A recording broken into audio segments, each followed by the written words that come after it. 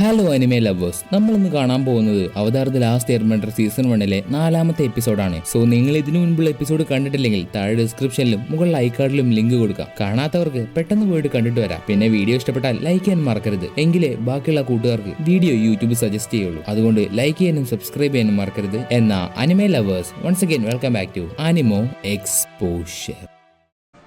The Avatar.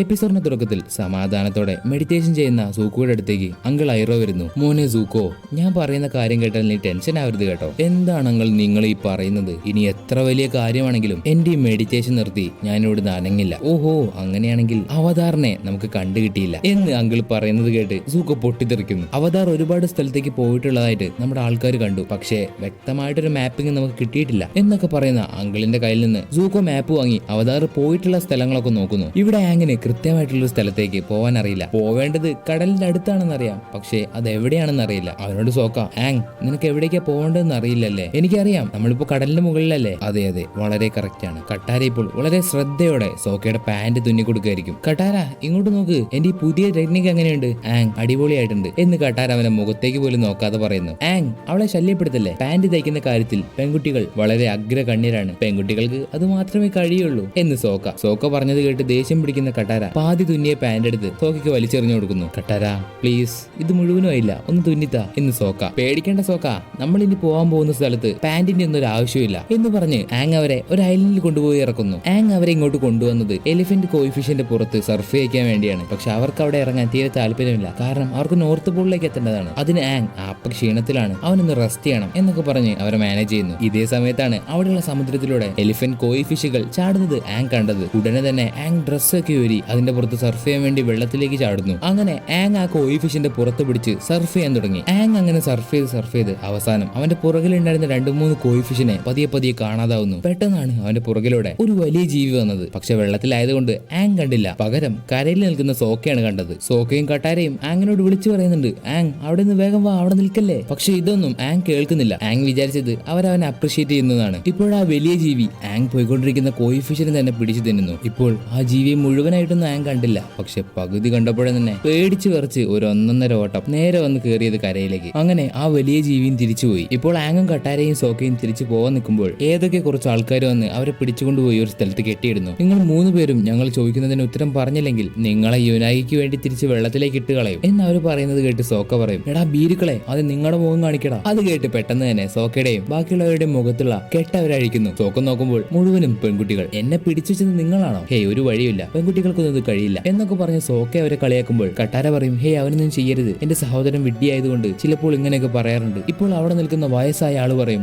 നിങ്ങൾ fire നേഷന്റെ ആൾക്കാരല്ലേ? ഞങ്ങൾ കിയോഷിയിലെ ജനങ്ങൾ യുദ്ധമൊക്കെ ഒഴിവാക്കിയിട്ട് കുറെ കാലമായി. അത് കേട്ട ആങ് പറയും, ഹേയ് ഈ വില്ലേജിന്റെ പേര് കിയോഷി എന്നാണോ? എനിക്ക് കിയോഷിയെ അറിയാം. ഡാ പയ്യ, നീ ഞങ്ങളെ ചിരിപ്പിക്കല്ലേ. കിയോഷി ഒരു അവതാറായിരുന്നു, അതും 400 വർഷങ്ങൾക്ക് മുമ്പ്. പിന്നെ നീ എങ്ങനെയാണ് അവരെ കണ്ടത്? കാരണം ഞാനും ഒരു അവതാറാണ്. അത് കേട്ട ഉടനെ തന്നെ അവിടെയുള്ള ആൾ പറയും, ഈ വൃത്തികെട്ടവരെ വേഗം കൊണ്ടുപോയി യുനാക്കി കിട്ടുകൊടുക്ക്. പക്ഷെ പെട്ടെന്ന് തന്നെ ആങ് ഹെയർ ബെൻഡിങ് യൂസ് ചെയ്ത് അവന്റെ കയ്യിലുള്ള കയറൊക്കെ പൊട്ടിച്ച് പതിയെ താഴേക്ക് വരുന്നു. ഇത് കണ്ട എല്ലാവരും അത്ഭുതത്തോടെ നോക്കി നിൽക്കും. അതുകൂടാതെ അവർക്ക് വേണ്ടി ആങ് അവന്റെ മാസ്റ്റർ പീസ് എയർ ബെൻഡിങ് കൂടി കാണിച്ചു കൊടുക്കുന്നു. അത് കണ്ട ഉടനെ തന്നെ അവിടെയുള്ള ജനങ്ങളൊക്കെ കൈകൊട്ടി ചാടി പകുതി പേര് അവിടെ വെച്ച് തന്നെ കുഴഞ്ഞു വീഴുന്നു. അപ്പോൾ നിങ്ങൾ പറയുന്നത് ശരിയാണല്ലേ, 100 വർഷങ്ങൾക്ക് മുമ്പ് കാണാതായി പോയ അവതാർ നിങ്ങളാണ്. ഇപ്പോൾ ഈ അവതാരെ കണ്ട കാര്യം ഒരു കുട്ടി മീൻ പിടിക്കുന്ന ആളോട് പറഞ്ഞു കൊടുക്കുന്നു. മീൻ പിടിക്കുന്ന ആൾ പോയി മീൻ വിൽക്കുന്ന ആളോട് പറഞ്ഞു കൊടുക്കുന്നു. മീനിനെ വിൽക്കുന്ന ആൾ അയാളുടെ അടുത്തേക്ക് വരുന്ന ഒരു കസ്റ്റമറിനോട് ഈ കാര്യം പറയുന്നു. അങ്ങനെ മീനിനെ തിന്നാൻ വരുന്നത് അവസാനം സൂക്കോയാണ്. അവനും ഈ വിവരം അറിയുന്നു. അങ്ങനെ അവതാരണം പിടിക്കാൻ വേണ്ടി സൂക്കോ അവിടുന്ന് പുറപ്പെടുന്നു. ഇവിടെ കിയോഷി വില്ലേജിലെപ്പോൾ ആപ്പയെ വരെ നോക്കാൻ 2 പേരാണ്. ഇങ്ങനെയാണെങ്കിൽ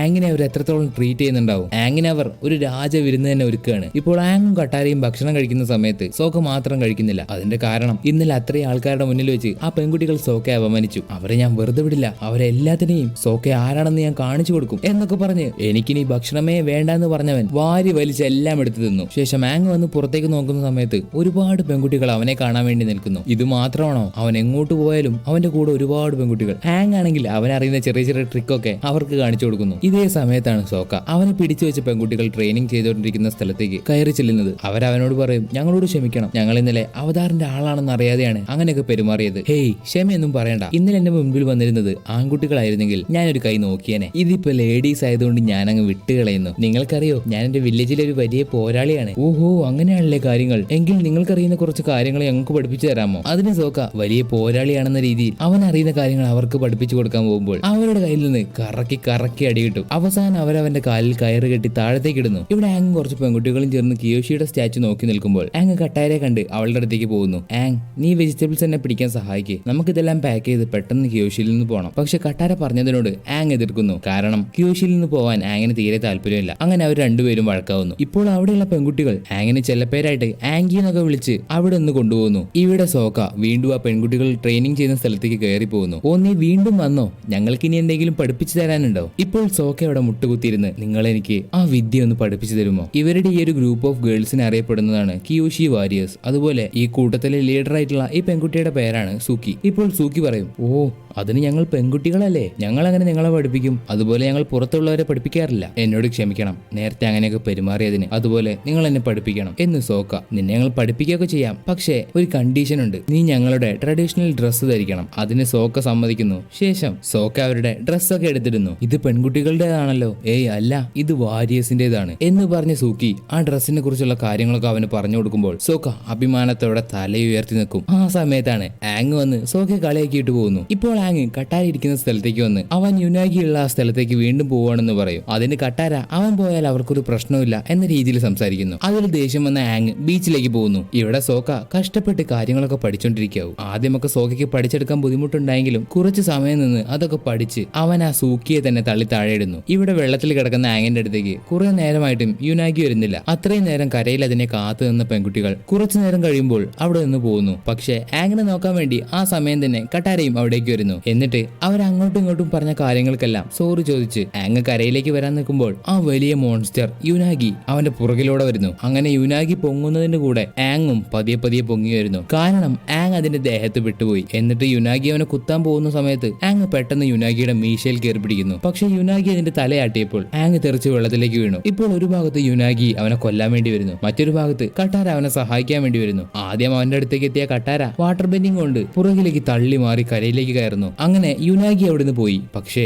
അവരെ പിടിക്കാൻ വരുന്ന ഫയർ നേഷന്റെ കപ്പൽ കട്ടാര കാണുന്നു. ആ കപ്പലിലുള്ളത് മറ്റാരുമല്ല, അവരെ പിടിക്കാൻ വരുന്ന സൂക്കോയാണ്. സൂക്കോ ഒരു പ്രത്യേക ജീവിയുടെ പുറത്ത് കയറിയാണ് വരുന്നത്. ഇപ്പോൾ അവർ കട്ടാരയെ കാണാതിരിക്കാൻ വേണ്ടി അവൾ മറഞ്ഞിരിക്കുന്നു. ശേഷം ആങ് കണ്ണു തുറക്കാത്തതുകൊണ്ട് കട്ടാര അവൻ കുടിച്ച വെള്ളമെല്ലാം പുറത്തേക്ക് പതിയെ എടുത്തു കളയും. അങ്ങനെ ആങ്ങിന്റെ കണ്ണു തുറക്കുന്നു. ഇവിടെ സൂക്കിയുടെ കൂടെ സോക്ക ട്രെയിനിങ് ചെയ്യുമ്പോൾ ആ വയസ്സായ ആള് വന്ന് ഫയർ ബെൻഡേഴ്സ് വന്നു, ഗേൾസ് പെട്ടെന്ന് വരൂ എന്നൊക്കെ പറഞ്ഞു പോകുന്നു. ഇവിടെ ഗ്രാമത്തിലേക്ക് എത്തിയ സൂക്കോ, അവതാർ പുറത്തേക്ക് ഇറങ്ങി വാ, നിനക്കൊരിക്കലും എന്റെ കയ്യിൽ നിന്ന് രക്ഷപ്പെടാൻ കഴിയില്ല. ആങ് പുറത്തേക്ക് വരാത്തത് കൊണ്ട് സൂക്കോ അവന്റെ ആൾക്കാരോട് പോയി അന്വേഷിക്കാൻ പറയുന്നു. പെട്ടെന്ന് കിയോഷി വാരിയേഴ്സ് ചാടി വന്ന് അവരുടെ കൂടെ ഫൈറ്റ് ചെയ്യുന്നു. അങ്ങനെ അവർ തിരിച്ചു ഫൈറ്റ് ചെയ്യുന്നു. ഇതിന്റെ ഇടയിൽ നിലത്തേക്ക് വീണ് കിടക്കുന്ന സൂക്കിയുടെ നേരെ സൂക്കോ ഫയർ ഷൂട്ട് ചെയ്യുന്നു. പക്ഷെ സോക്ക വന്ന് അത് തട്ടി മാറ്റി സൂക്കിയെ രക്ഷിക്കുന്നു. ഇതേ സമയത്ത് ഒരു 3 കിയോഷി വാരിയേഴ്സ് സൂക്കോയെ വളയുന്നുണ്ടെങ്കിലും അവരൊക്കെ ഫയർ ബെൻഡിങ് യൂസ് ചെയ്ത് സൂക്കോ താഴെ ഇടുന്നു. ഈ സമയത്താണ് ആങ് അവിടേക്ക് വരുന്നത്. ആങ്ങിനെ കണ്ട സൂക്കോ ഒന്നും നോക്കിയില്ല, ഒരുപാട് ഫയർ അവന്റെ നേരെ ഷൂട്ട് ചെയ്തു. എന്നിട്ട് ആങ്ങിന്റെ അടുത്തേക്ക് ഓടി വരുന്ന സൂക്കോയെ അവന്റെ കയ്യിലുള്ള വിഷറി വെച്ച് ചാടി കറങ്ങി വീശി